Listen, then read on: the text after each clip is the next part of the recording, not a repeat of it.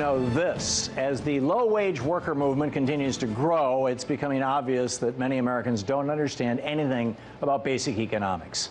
I've discovered this from personal experience. The other day I wrote an article for AlterNet arguing that any company that refuses to pay its workers a living wage should get the corporate death penalty. Yeah? If you can't do business in this country in a reasonable way, don't do business, right?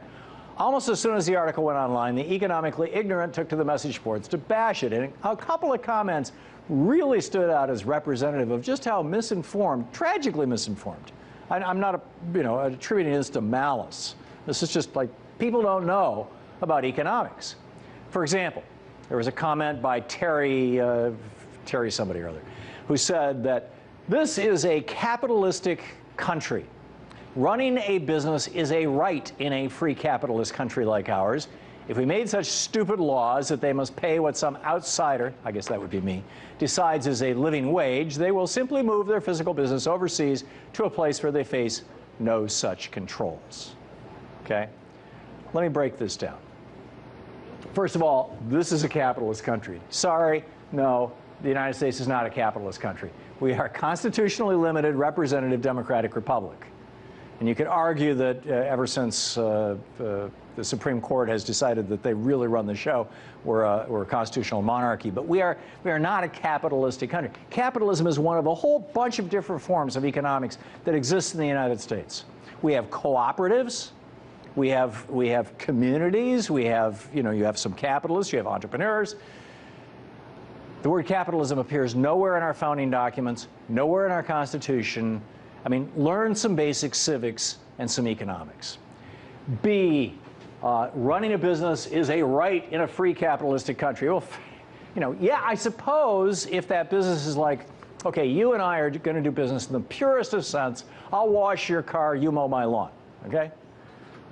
But what happens if, as I wash your car, I break a window? Who do you appeal to? The court? Suddenly it's not a free system anymore, right? In order for an economy to work beyond just wash car, mow lawn, and even with that, you have to have things like stable currencies, a stable banking system, a predictable and fair court system, actual rules, who's responsible if the window gets broken. You have to have transportation, electrical, water, septic, communications, infrastructure. All of this is paid for by we the people. You have to have a criminal justice system to enforce the rules of the game of business. You even need a workforce educated at the public expense and protected with public pension called Social Security. So this whole idea that it's a right in a free capitalist is nonsense. It's a privilege to have access to all that stuff that all of us pay for with our tax dollars. Next, if we made such stupid laws that they must pay what some outsider decides is a living wage, we'll get to Teddy Roosevelt in a moment, they will simply move their physical business overseas. Well, yeah, unless you have a rational trade policy.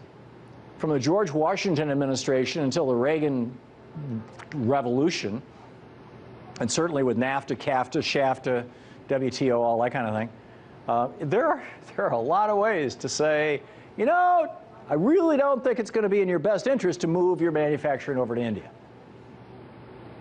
We're pretty much the only country these days, the only developed country that doesn't either use some form of tariff or some form of a VAT tax, which can be reversible on the way out and doubleable on the way in as a functional tariff to protect marketplaces.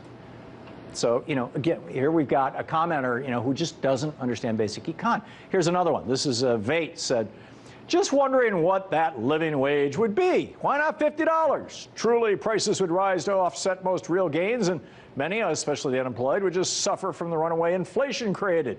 Doing business is a right, my good fellow. It is called freedom. Actually, you're entirely wrong. So, again, just wondering what that living wage would be. Why not $50? Well, how about using Teddy Roosevelt's definition? He came up with a living wage. He, in fact, invented the phrase back in, I think, around 1905. And he said it would have these pieces. Number one, it would be enough to secure the elements of a normal standard of living. As best as I can imitate Teddy Roosevelt's voice. You can actually find it on the internet. You can hear it. Thomas Edison made the recording. So in other words, enough to live, right? A reasonable life. A standard high enough to make morality possible. In other words, you don't have to steal food. To provide for education and recreation. In other words, you can educate yourself. You can take a vacation every year. To care for immature members of the family. I'm quoting Teddy Roosevelt here. In other words, you can raise your children. To maintain the family during periods of sickness. In other words, you can pay for your health care. And to permit a reasonable saving for old age. End of quote from Teddy Roosevelt. This has been pretty much the standard of a living wage in the United States, broadly agreed upon by most people, at least anybody serious, who's serious about it, for over 100 years. I mean, over 100 years. So, no, we're not just going to say, hey, $50, that sounds like fun. No, let's look at what it actually would be. And as Teddy Roosevelt pointed out, it'll vary from place to place in the country, but there has to be some bottom line. And then you say, truly, prices would rise to offset most real gains, in presumably gains in salary. No, actually, prices won't rise. What happens is that CEO pay will go down, or dividends or profits will go down.